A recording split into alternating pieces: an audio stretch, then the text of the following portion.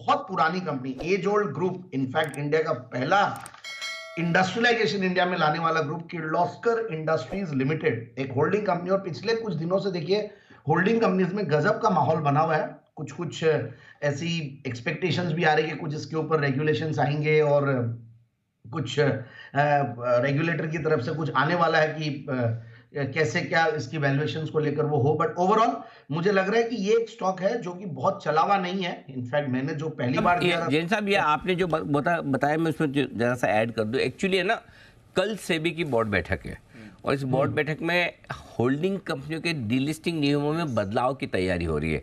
और इस बदलाव के चलते जो माइनॉरिटी शेयर होल्डर्स हैं, जो होल्डिंग कंपनियों के शेयर लेकर रखते हैं, आपको तो पता ही है, आप तो इतनी रिसर्च करते हैं, 40 से लेकर 80% तक डिस्काउंट पे होल्डिंग कंपनियों के शेयर ट्रेड करते हैं, राइट? क्योंकि पता है कि है शेयर, लेकिन पता नहीं ये कब इनकी वैल्यू आएगी नहीं आएगी, डीलिस्टिंग होगी नहीं होगी।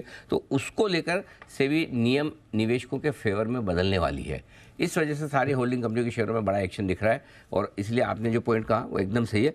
इस पे कल नज़र रखनी, कल की बोर्ड बैठक में फैसला हो सकता है। कल एजेंडा में तो है, ऐसा ब्रजेश ने हमें बताया।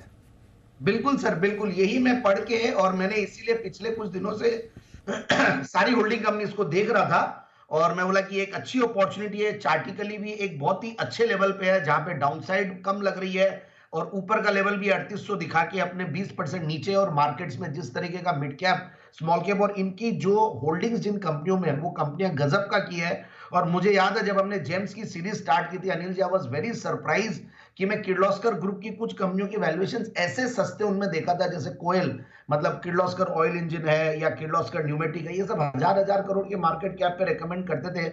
आज 3000, 4000, 7000 करोड़ एक के बाद एक कंपनीज हमने रेकमेंड की हुई है। Almost I have covered all the Kirloskar group companies. और कुछ फैमिली इश्यूज की वजह से ये थोड़े से वैल्यूएशंस को लेकर थोड़ा वो रहता था, but they are amazing companies, amazing group. देखिए 1888 से कंपनी का फाउंडेशन हुआ है। इंडिया का फर्स्ट आयरन प्लो इन्होंने निकाला था, इंडिया का फर्स्ट सेंट्रीफ्यूगल पंप इन्होंने बनाया था, फर्स्ट डीजल इंजन इस ग्रुप ने बनाया, फर्स्ट इलेक्ट्रिक मोटर इन्होंने बनाया, फर्स्ट इंडिया का लेथ। मतलब इस तरीके से देखिए आप क्या इन्होंने वो किया है, इंडस्ट्रियलाइजेशन इंडिया में लाया। जो इंडस्ट्रियल रिवॉल्यूशन की हम बात करते हैं, वैसा इंडिया का इंडस्ट्रियल रिवॉल्यूशन इस ग्रुप का बहुत बड़ा कंट्रीब्यूशन है। और सबसे बढ़िया बात है, मैं देख रहा था इसकी होल्डिंग्स किर्लोस्कर न्यूमेटिक में 10% है, कोयल जो मैं किर्लोस्कर ऑयल इंजन को बोलता हूं 5.67%, किर्लोस्कर ब्रदर्स में 24%।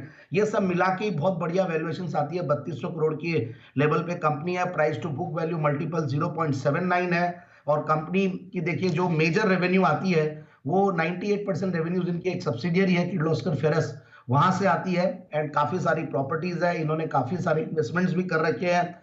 और मैंने अभी जो बताया कि ये सारे अलग अलग ग्रुप में ये जो होल्डिंग्स है, और काफी वैल्यू दिखता है मुझे। और सस्ते लेवल्स पे भी है, अच्छे लेवल्स पे है। और पिछला क्वार्टर भी बढ़िया गया, वहां पे भी ऑपरेटिंग प्रॉफिट मार्जिन अच्छे आए हैं इनके 12% से 17%।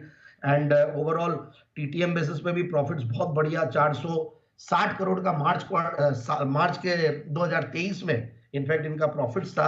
3200 करोड़ की कंपनी है, तो आप देख लीजिए। और प्लस एफआईआईज डीआईज भी करीब 2.5-3% के लगभग होल्ड करते हैं।